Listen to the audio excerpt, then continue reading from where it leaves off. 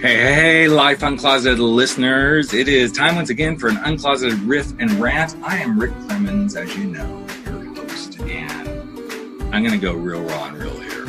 I'm feeling a little bit vulnerable right now. Yes, I'm back from my vacation, and this week has been crazy. You know how it is. You leave, and then suddenly you come back, and there's emails, and there's things you got to do, and then, of course, you step in and it's already like almost halfway through the holiday season. And I don't know, I'm feeling really vulnerable about some stuff right now. And for many of us, we hear that word. In fact, there's been so much talk about it ever since Brene Brown hit the bookshelves with, let's see, what's her book? Daring Greatly and Daring to Lead, all those great books. And I've always thought vulnerability is a great space to explore. But then what I realized for me, I don't like that word.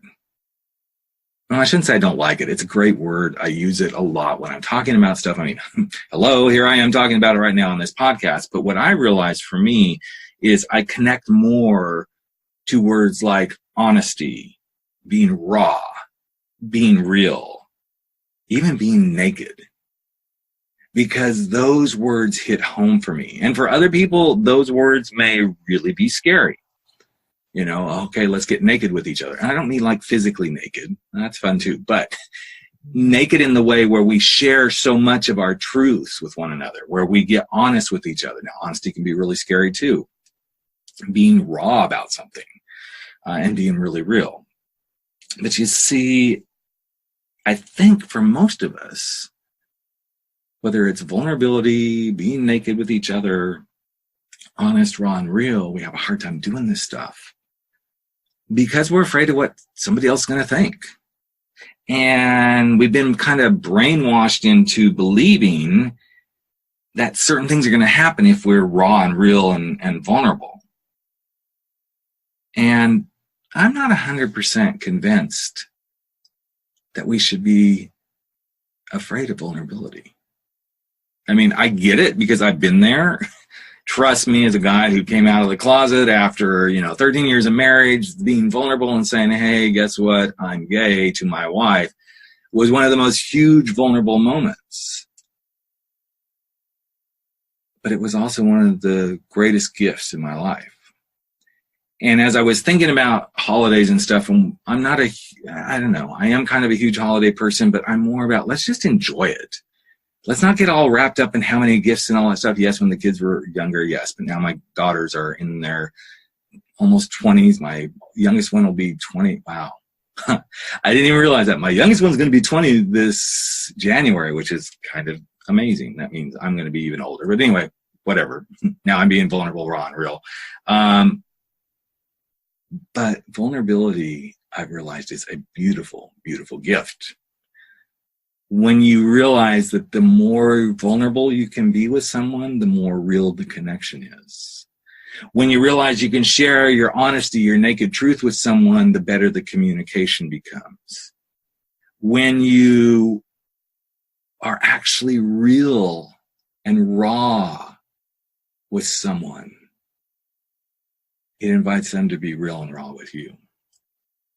And it's so interesting to me that we're afraid of vulnerability, but yet when we fully step into it, when we allow ourselves to go there, even if it's like, I'm scared, I'm screaming, I'm kicking my feet, I don't want to be vulnerable.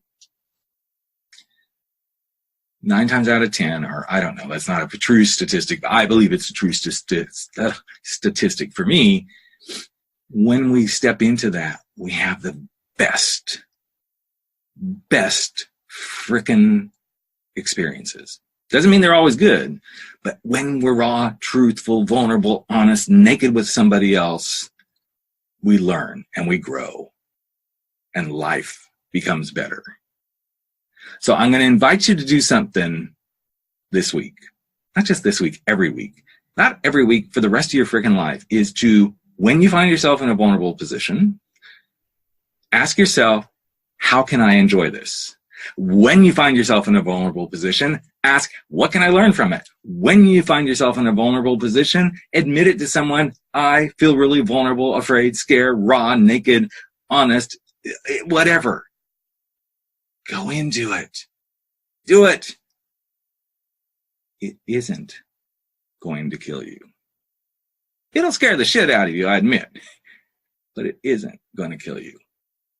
And I actually believe it's going to do you more good than harm. Think about that. Think about it, think about it, think about it. And then let me know what you think. You don't have to, but I would love to. Let me know what your thoughts are around this vulnerability stuff, because I believe it's one of the greatest gifts we can give ourselves, is learning how to be fully vulnerable. In fact, just wrap that package up, put it under the tree, open it up to yourself, and go, oh, look, I got a box of vulnerability for the holidays, and see how you feel. All right, take care, everybody. Have a great week. We will be back in just 7 days, 6 days, whatever it is, with another Life Uncloseted Riff and Rant. And I hope y'all are having fun out there. I hope you're having fun this holiday season, getting crazy, doing what you got to do. But don't forget to be vulnerable. All right, take care, everybody. Bye-bye.